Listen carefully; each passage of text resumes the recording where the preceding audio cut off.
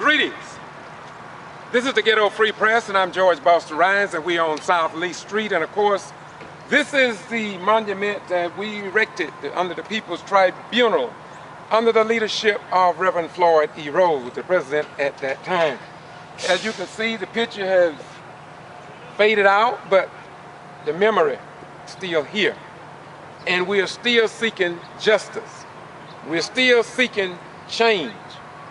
But today, we have two people here that have been walking the streets of Valdosta to get information about not Willie James Williams, but Kendrick Johnson, which is intertwined with Willie James Williams' death.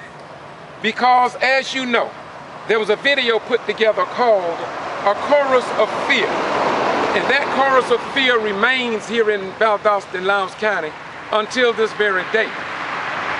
And as you know, the death of Kendrick Johnson is of much controversy today. It has made it possible for CNN to come in under Victor Blackwell, and apparently for the purpose of just maybe opening Pandora's box. Who are here? What's your name? My name is Sandra Khalifa, and I'm from Southern California. Okay, what's your name? My name is Kevin Bernat, and I am from South Florida and also the Tallahassee area. Okay, now look, the reason we had just left the courthouse, you all just interviewed me, and I mentioned this to you because I wanted this in your clip. But I'm going to get behind the camera. I want you all to tell me about Dream Defenders, number one. Then number two, what are you all doing here in Valdosta, Lowndes County, Georgia?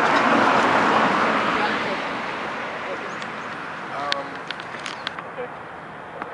You ready? Dream Defenders is an organization that started up during the Trayvon Martin incident. It started with a group of youth student activists, or just youth students. It started with a conference call that really, it was just a lot of emotions, a lot of people who were fed up, and a lot of people who had questions and just wanted things to just be different as far as what's going on in this world and what was going on in our community. And because of the fact that there was nothing going on with the George Zimmerman case, and that George Zimmerman was a free man walking the streets after he killed Trayvon Martin, we decided to go on a march and to end that march with a civil disobedience. We locked arms at the Sanford police station, and we decided not to move until our demands were met. Our demands were as followed. We demanded that George Zimmerman be arrested for the murder of Trayvon Martin. We demanded that the police chief of staff, I forget his name, but we demanded that he would be fired because of his lack of care and the improper managing that he was going about with the case. And we also wanted to develop a community that that would watch over the police station.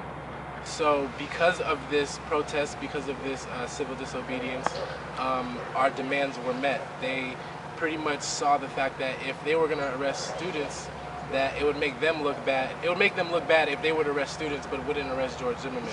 So it took a lot of organizing and a lot of strategic planning, but we all realized that this is a formula that could work, and that there were many things that we would have to, many things that we need to fight for. There are many different Trayvon Martins, there are many different Kendrick Johnsons, and that this isn't the type of life. To pretty much sum it up, Dream Defenders is an organization that is utilizing our individual power to sum up a unit. It's really about it's about everybody standing up for what they believe in and really fighting for that. Okay, all right. And it kind of touches on what you had said about realizing, coming out of the Trayvon Martin case, nobody had done anything. Nobody was organizing, nobody was taking action, Zimmerman was still free. And so as young people, we realized, sort of as you said, if we don't do something, nobody will do something. And really recognizing that there was a burden on us as young people seeing something that was going wrong, when all of our legislators, our police hadn't addressed any of the issues. The people that we were supposed to depend on weren't addressing things that were life-threatening to us as Black and brown youth. So it was up to us to take that action, and to realize that meant that there were lots of things we needed to take action on. So that's kind of what brought us to Valdosta with the Kendrick Johnson case, because we've been following these cases for a while now. It's not just Georgia, it's not just Florida, it's all over. Just a few weeks ago we had Renisha McBride in Michigan, a 19-year-old girl who got in a car accident. She got out of the car to ask a man for help at his residence, and he answered the door with a shotgun and killed her there on the spot. That is racial profiling. That is, she was killed because of her race and because of the perception of what it means to have a Black person knocking on your door. Yeah, so we've been seeing these cases, and they were happening long before Trayvon Martin, and they'll continue happening, but I guess Trayvon Martin brought the nation's attention to these kinds of issues. And shortly after that, there was Jonathan Farrell in North Carolina. He was 24 years old. Same thing, he got in a car accident and got out of his car to ask for help. A woman called the police. The police came and just opened fire on him, where you clearly see it wasn't just shoot once to kill a perceived threat. It was just opening fire on this innocent 24-year-old before any words had been exchanged. So I guess as youth we see this happening every day, and we have to ask, when is enough enough? And what can we do? If we have nothing to lose, then we have to act, because we don't have anything to lose. They've made it so we have nothing to lose. We just have to keep fighting and keep drawing attention to these issues nationally. And with Kendrick Johnson, we came here because we saw a case where something isn't right, where there are clear discrepancies in the investigation. There's something wrong with the way race plays a part in Valdosta. And we feel this urge to, I guess, bring national attention to that and call it out as we see it and say, this isn't right, something needs to change. Okay. Now let me ask you another question as we get ready to bring this to a close. Why do you think that white police officers can shoot blacks because they mistaken a cell phone for a weapon, yet for the most part you don't hear Black police officers shooting whites and mistaking their cell phone for a pistol? How do you have a take on that? What's your take on that? I think it overall starts with perception and the idea that that Black folks are criminals, or that they're wild, or there's this perspective that we all need to break, and I feel like a lot of us are scared to break that perspective. So for instance, going back to what we were saying about Dream Defenders and starting the organization, when after the verdict of George Zimmerman, we stayed in the Florida Capitol, and once again we said we're not moving until our demands are met. Part of the crazy thing about that statement and that action was the fact that you have a whole bunch of black, brown, and white, Latino, all across the spectrum. They're all under this one roof, and they're organizing. They're talking about how can we affect the legislative system. How can our votes really matter? How can we really affect the system? So like, it goes back to changing the perspective, and you being the storyteller, you digging deep within your power and saying, no, this isn't who I am, and I'm going to show you why this isn't who I am. And going on that same line, I guess, it all goes back to, like he said, racial profiling and breaking stereotypes. The media, and going further than the media, just the society, has created this system where they criminalize people of color so that everyone perceives people of color in a certain way. And that's embedded in our laws, it's embedded in culture in places like Valdosta. And so what happens is, like you said, if an officer or even just a civilian looks at a white person holding a cell phone, they won't think it's a weapon, but maybe if they see a Black person holding it, they'll think it's a weapon. And I think that goes back to, like you said, the media, how people are portrayed, and how we challenge those stereotypes. And beyond that, how we call out how different laws perpetuate those stereotypes. For example, stand your ground. So I think that, yeah, it's important to not let those stereotypes define us, and to attack the systems that perpetuate that, such as the school-to-prison pipeline, where you have teachers punishing black students at harsher levels than white students committing the same, like, petty childish crimes. Well, let's close. I thought I was through, but I haven't finished. Being from the outside, how was the response from the citizens concerning your questions here? I think you say you went to Harrington's Funeral Home and some more places, people on the street. Mm-hmm. Overall, what's the tension? What is the tension level here? What's the environment here among the people that you? How would you wind it up? So I would say, I mean, we've only been here for 5 days to a week, so I can't say that we got to experience everything that there is to see in Valdosta, but there's definitely, from what we've heard and some of the people we've spoken to, there's fear to speak out.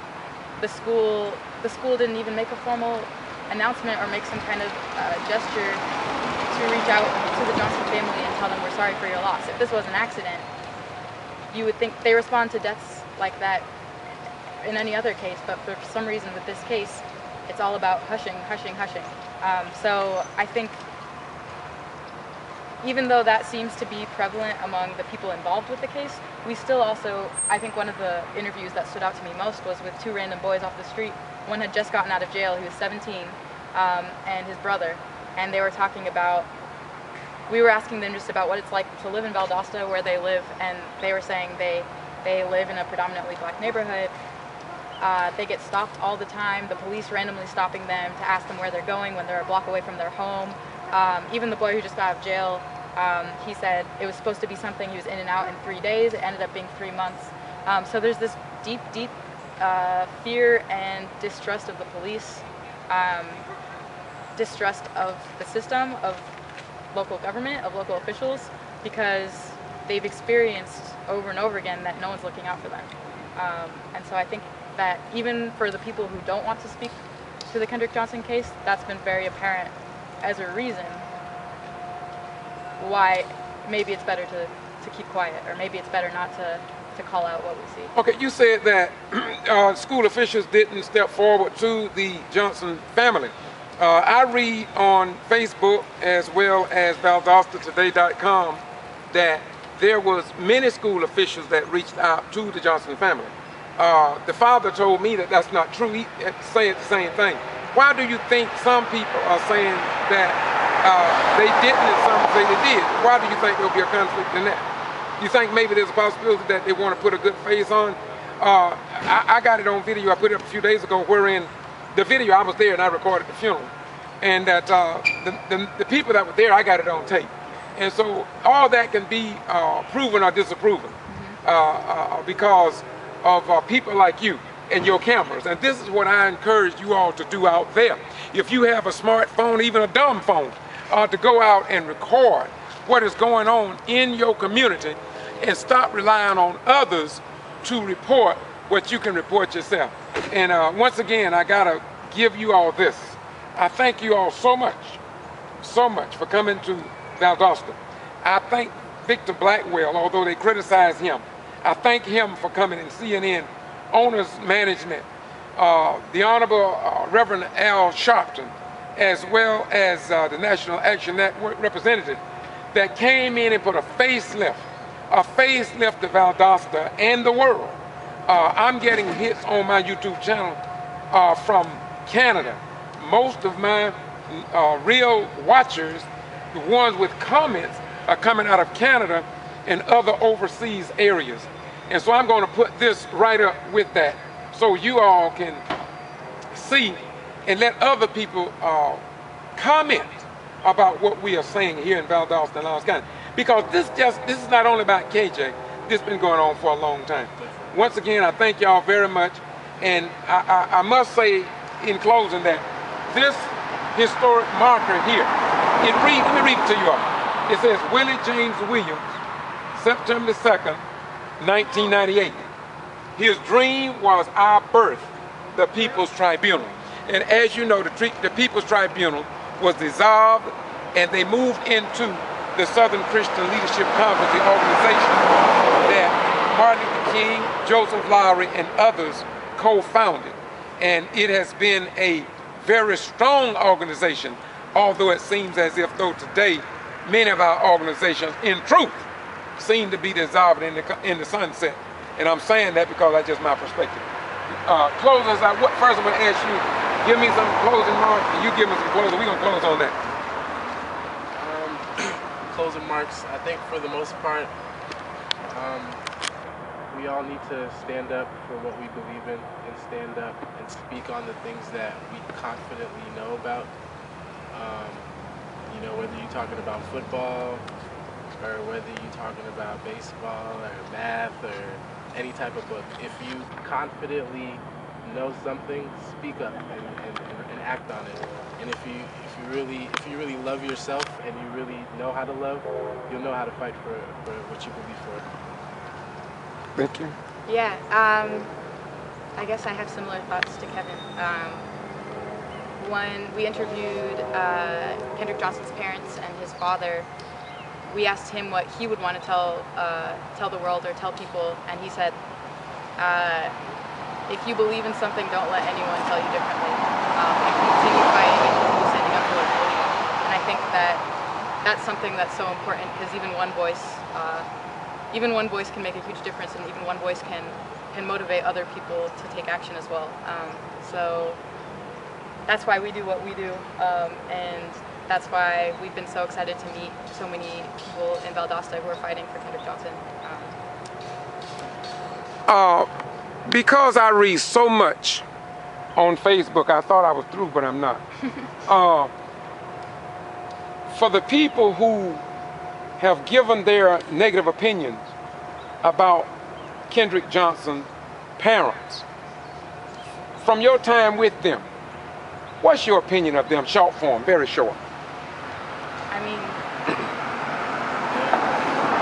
they're definitely respectable, loving people.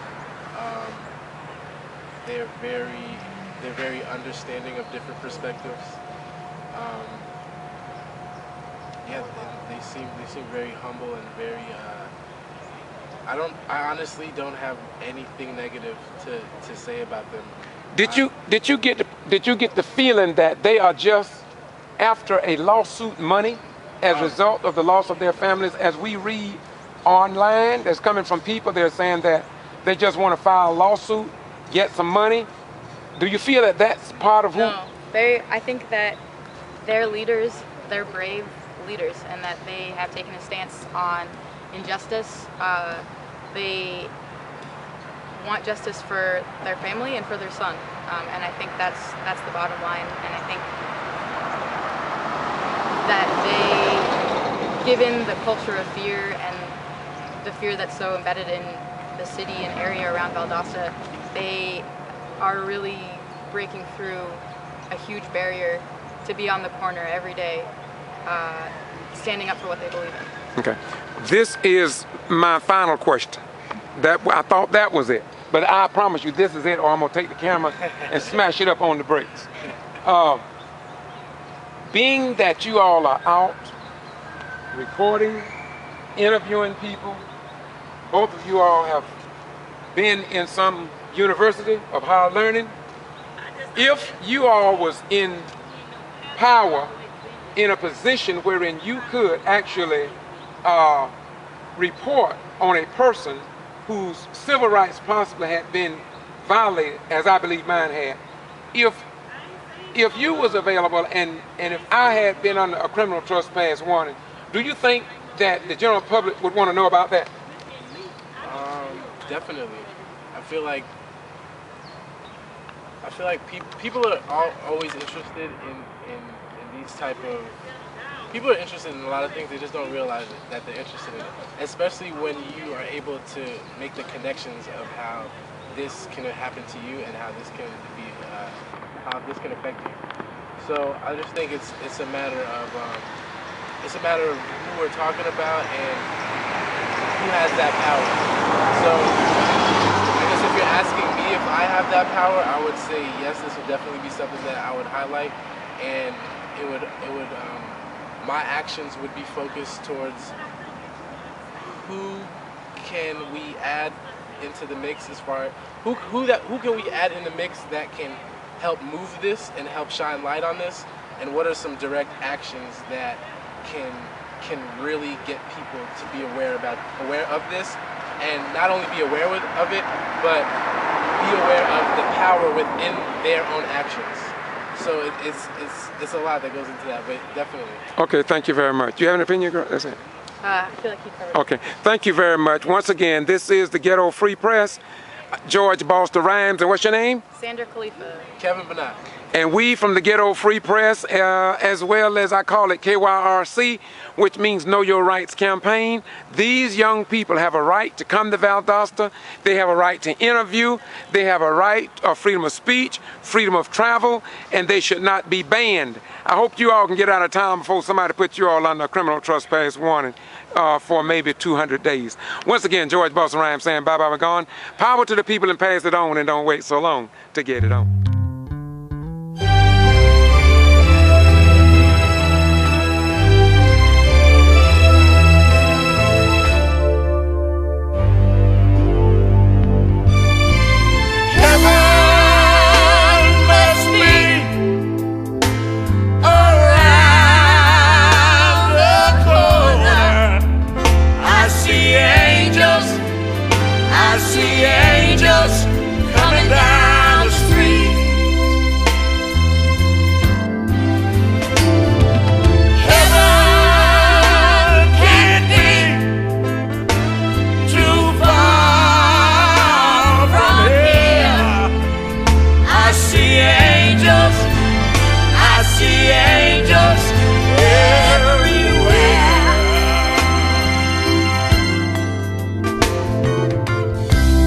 Made mothers to be angels.